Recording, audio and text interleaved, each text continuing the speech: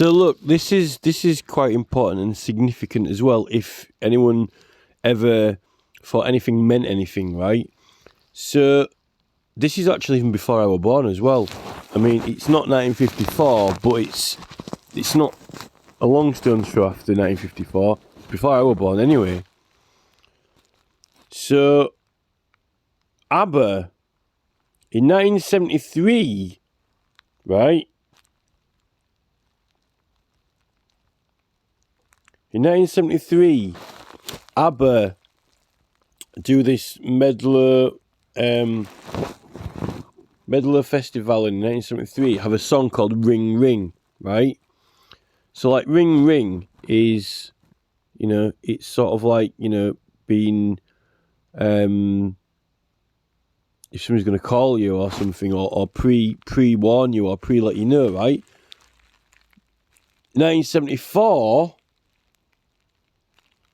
this is when ABBA do this Eurovision Song Contest in 1974, what's held in Brighton, which is like, being switched on and having a clue what's going on, turn the lights on, at the seaside,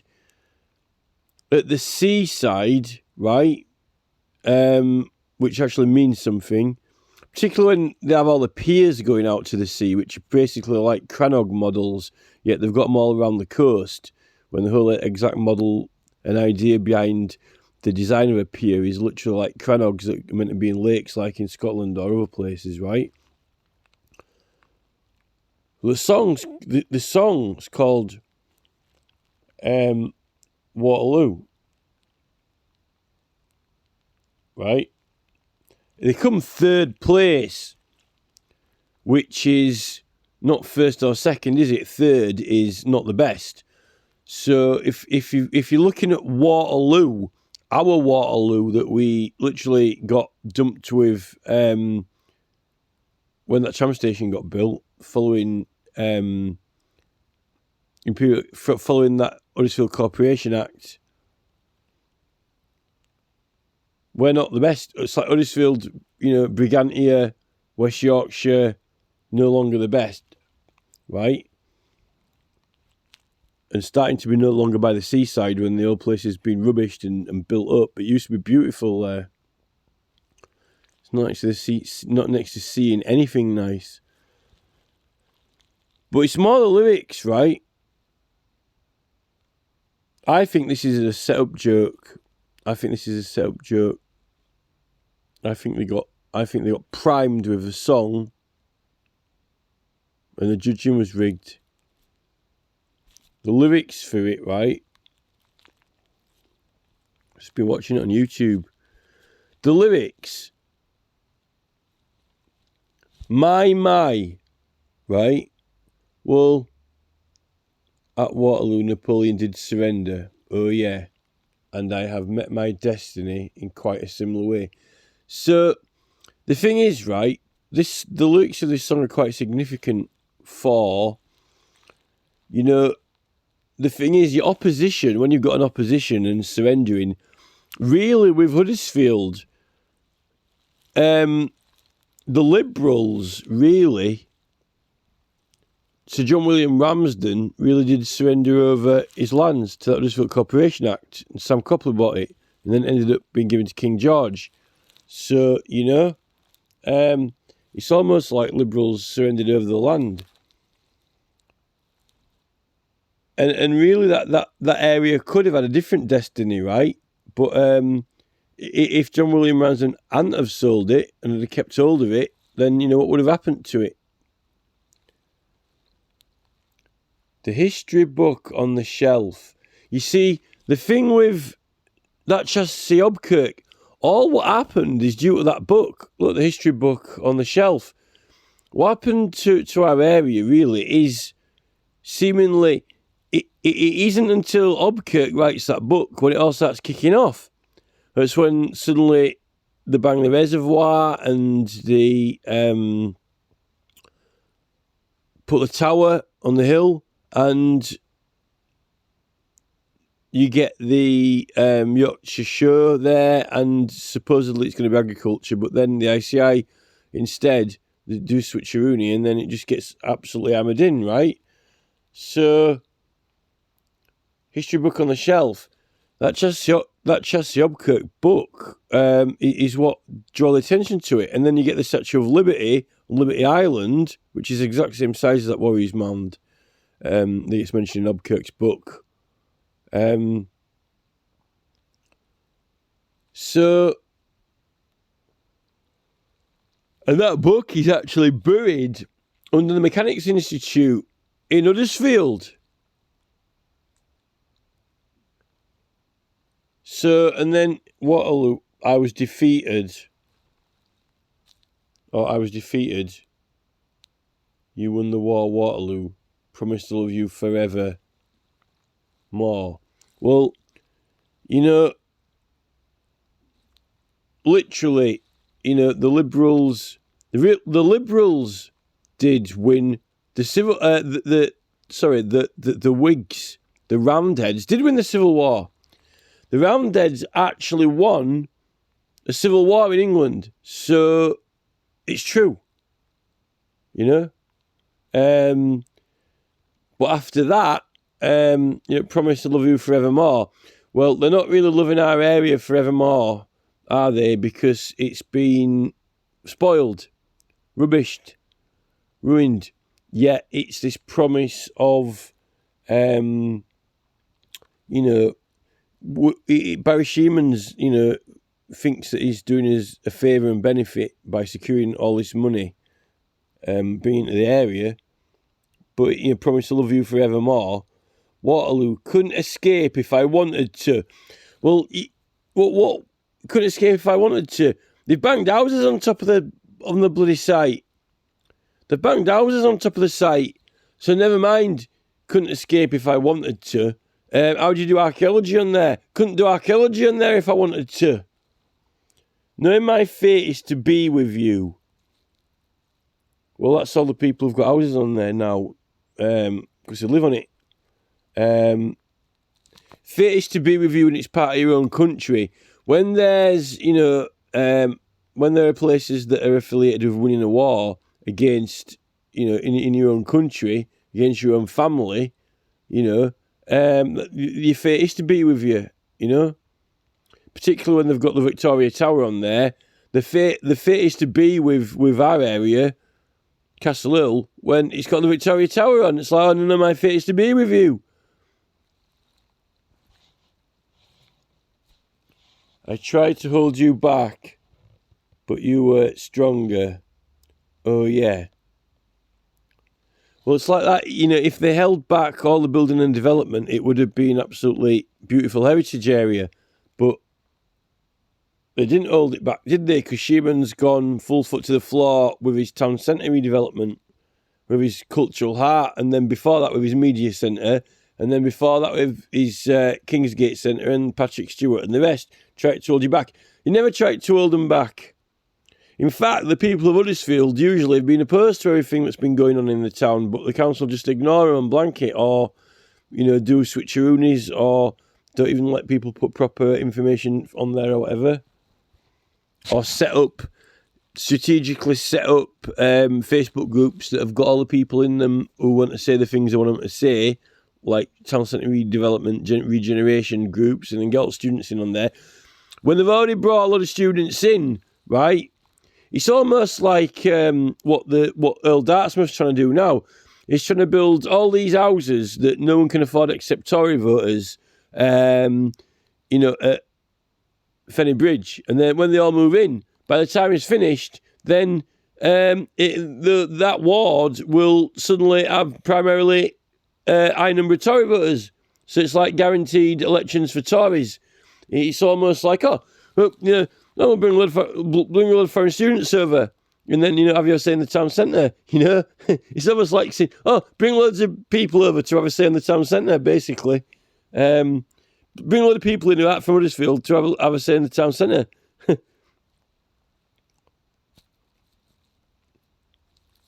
Particularly, and this is a thing, what are people going to want and vote for in Tewkesbury? People who live in Tewkesbury who are proud of it are going to vote for preserving and protecting it, right? Now, when you've got an area, and it's like Plymouth, right? Plymouth used to be a famous port, a famous seaport, right? Plymouth, and it had very old buildings, like, medieval buildings. But it got bombed in the war, right? So once it's bombed, and they rebuild it and it's all new, right? It's done. So, I mean, what is there to vote for, to preserve or protect when it's gone? It's like Huddersfield, as when the damage is done, then when it comes to saying, what should we do? There's no going back, because it's gone. You can't do it. It's impossible. It's like, what else are they going to vote for? And the youths who are grown up in Huddersfield since the 70s, they don't know. They don't know it. They don't know the play. They don't know. It's not their thing, because their thing is Barry Shearman's Media Centre. It's like Media Centre born and bred. But Shearman thinks that's a good thing, because he thinks he's putting Huddersfield on the map, and he's putting it at the forefront of England. Yet he spends half his time in London, which is a complete mess and dump, and you can't even drive in there without being charged money because there's that much smog. But Shearman seems to think that's a good thing. It's got all the latest technology, headquarters and centres and buildings, and we're leading, with the transport technology. No, it's a mess, Shearman. It's a complete and total mess. It's polluted to hell. And, half the streets are blocked off anyway and you can't use them. What's the point of having them there?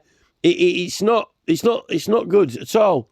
In fact, if you ask anyone in Northumbria what they think to London, they'll say it's a mess. Not sure what it is with Shearman. He's playing the violin for, some sort of, poverty-stricken workhouse boy. I'm Barry Shearman, Labour. I play the fiddle, do-do-do-do. I chew leather in an old shoe factory, and I am poor, and I always wanted more in life. Knock my teeth out. Oh, here is the media centre. Now we are rich. Now we're on the map. When Huddersfield, until they built those factories, Huddersfield, it wasn't in poverty or poor and having all these poor people at all. It had actually, look at Bybury Village. Look at Bybury Village down between Oxford and Cirencester, where all these, got coach loads of Chinese tourists going there, bringing money in and buying stuff just to look at how beautiful the village is, because they've got all these old weavers' cottages. We got old weavers' cottages at Haworth. We had old weavers' cottages all around Huddersfield. There was an industry, and pride in that. Haworth is proud of the village and cottages at Keighley, literally because it's there still. Why? What I want to know with Shearman is, why are the people of Haworth not saying, Barry, can we get this village knocked down? It's crap. Can you build a media centre? They're not. Huddersfield had streets that were as amazing, if not more beautiful than Haworth.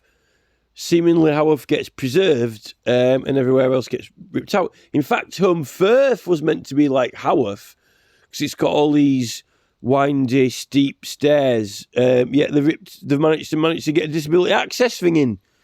I don't see them rushing to put disability access up the middle of Haworth Main Street and rip the cobbles out. Because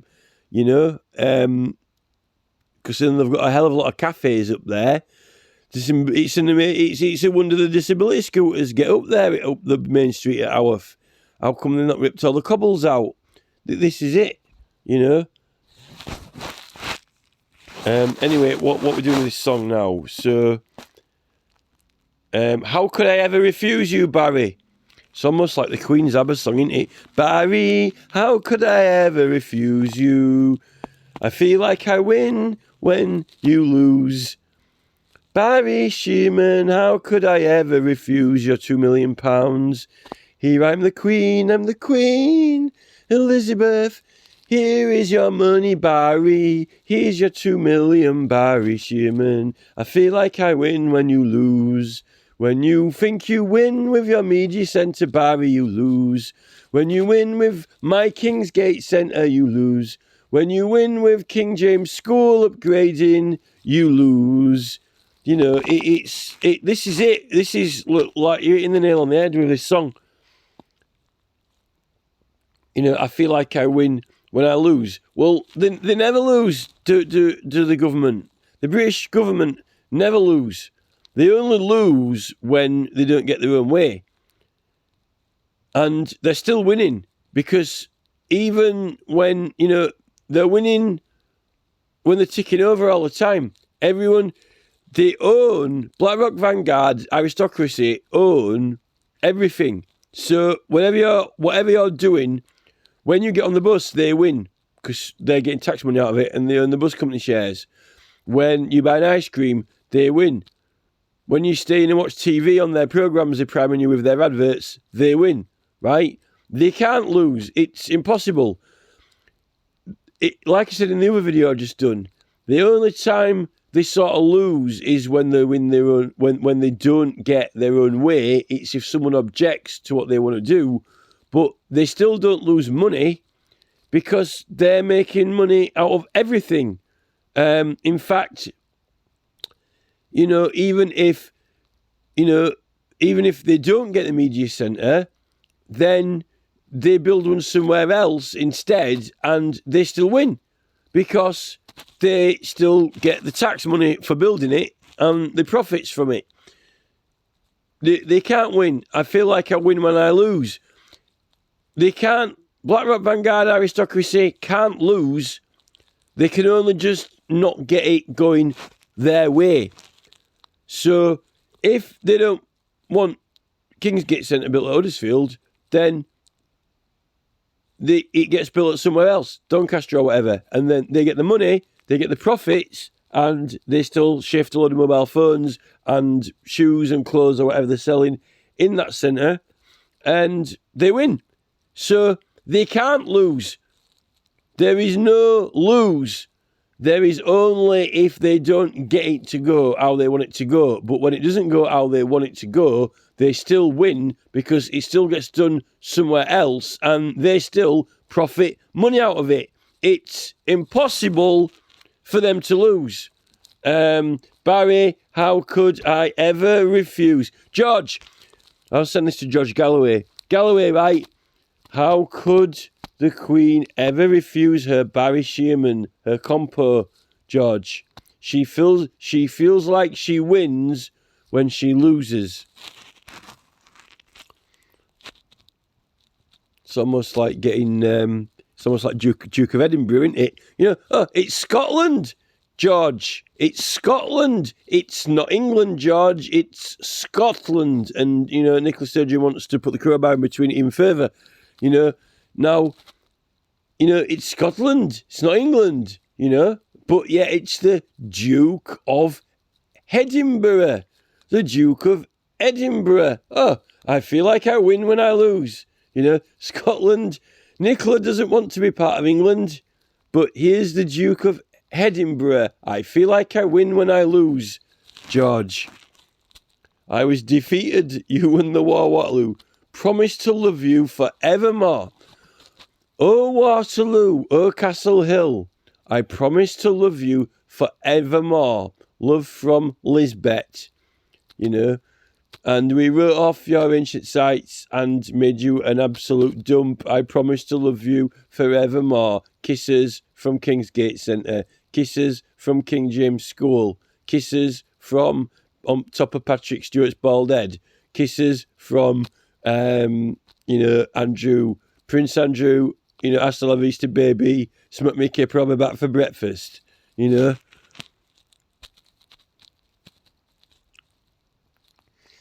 Knowing my fate is to be with you, Well, it's Her Majesty's government, isn't it? And since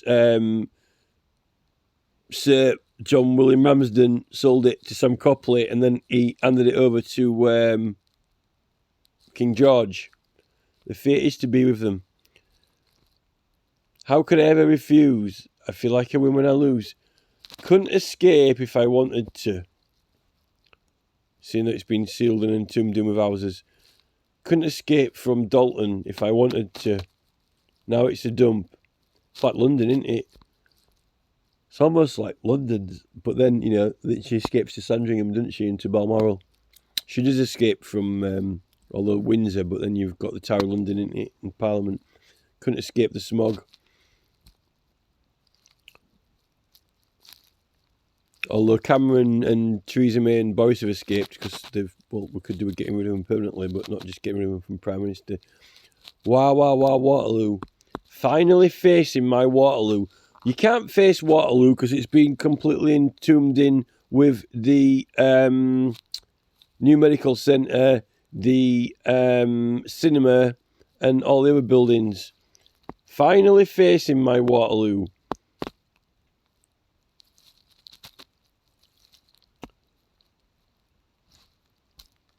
I think that's pretty much it for the limit. So, you know, this has got to have been a setup, this.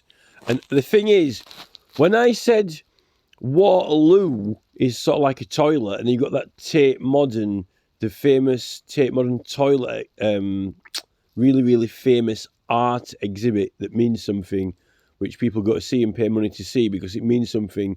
And it's actually shaped like that Warriors Man's site, but it's a toilet. You take a pee in it, it's graffitied, it's spoiled, right?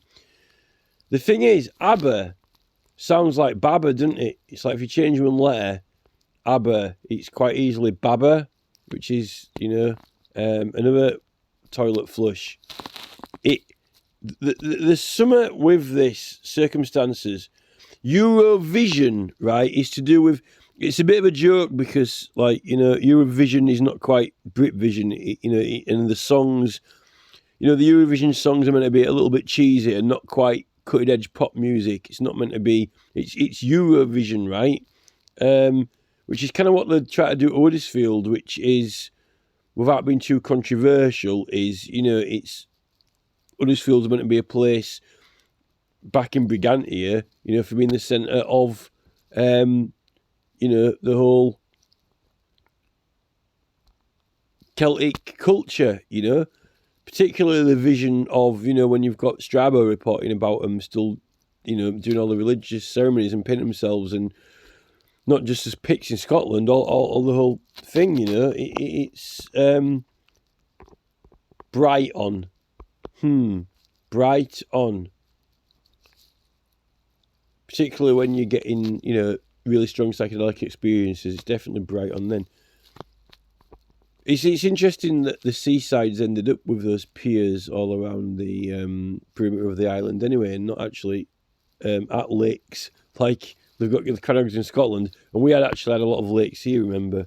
More, actually, there was larger bodies of water than at the Lake District. Ring, ring. I can't believe this is... So they got third place with it. Well, just a minute. Was it contest with some Waterloo after finishing? Oh no, they finished. Sorry, they finished third after finishing third place in Mellard Festival in 1973 with the song Ring Ring. What, it didn't tell you? What did Waterloo win it then, or what?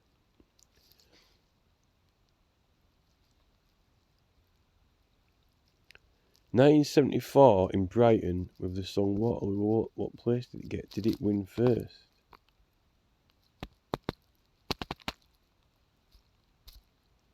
I might tell you that they did win it, sorry.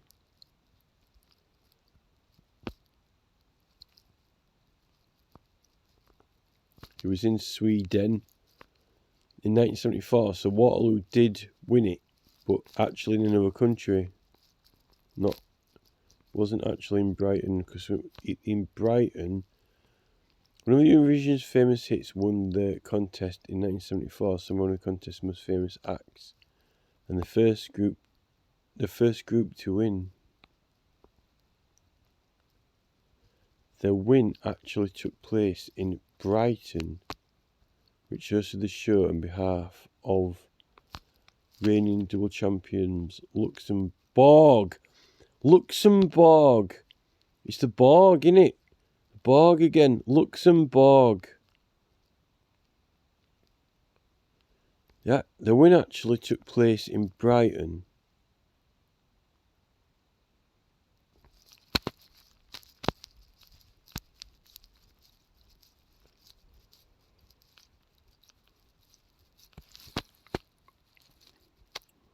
Brighton,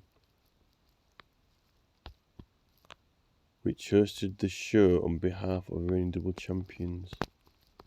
Luxembourg. It says Borg popping up again. And then you've got the Borg jewel, haven't you? To do with those dual pointers, you've got that Borg one, like there's one called the Borg one. But with those dual astels, it's not like a square Borg cube shape, that astel. It's like round geometrical shapes. So like it was quite the opposite, having a square cube.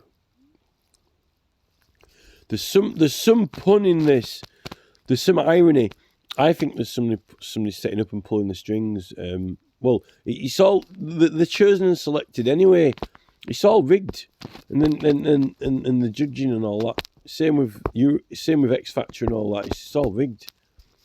This is meant to be further joke and PP take, like that Tape Modern thing.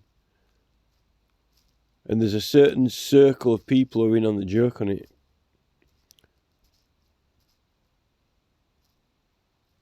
This will be one of Queen's favourites, this Waterloo song, like Coronation Street.